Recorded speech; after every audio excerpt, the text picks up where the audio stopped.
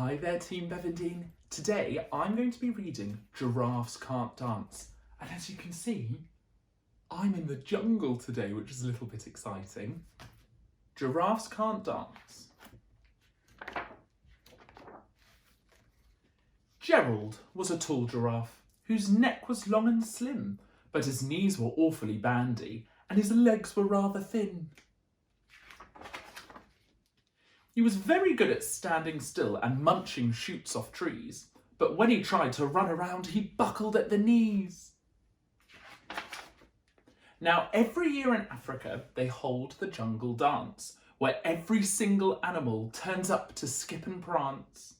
And this year, when the day arrived, poor Gerald felt so sad, because when it came to dancing, he was really very bad. The warthogs started waltzing and the rhinos rock and rolled.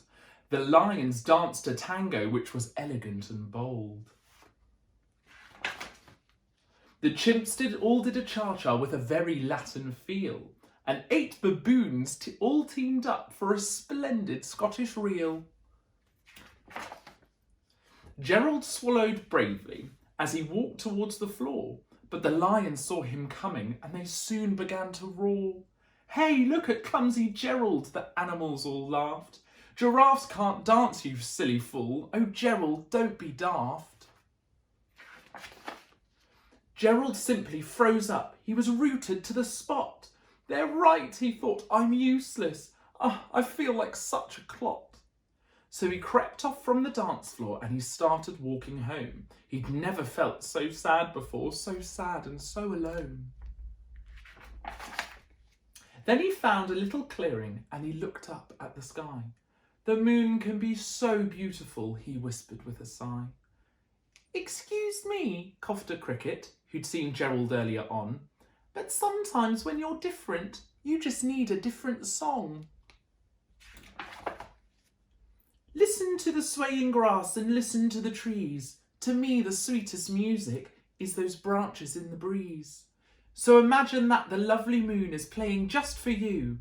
Everything makes music if you really want it to." With that, the cricket smiled and picked up his violin. Then Gerald felt his body do the most amazing thing. His hooves had started shuffling, making circles on the ground. His neck was gently swaying and his tail was swishing round. He's dancing.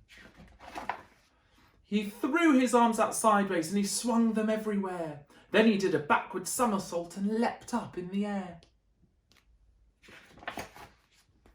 Gerald felt so wonderful, his mouth was open wide. "I'm dancing, yes, I'm dancing. I am dancing," Gerald cried. Then one by one each animal who'd been there at the dance arrived while Gerald boogied on and watched him quite entranced. They shouted, "It's a miracle! We must be in a dream. Gerald's the best dancer that we've ever seen." "How is it you can dance like that? Please, Gerald, tell us how." But Gerald simply twizzled round and finished with a bow. Then he raised his head and looked up at the moon and stars above. "We can all dance," he said, "when we find music that we love." I love that story. Maybe we could have a little boogie sometime soon. See you all soon.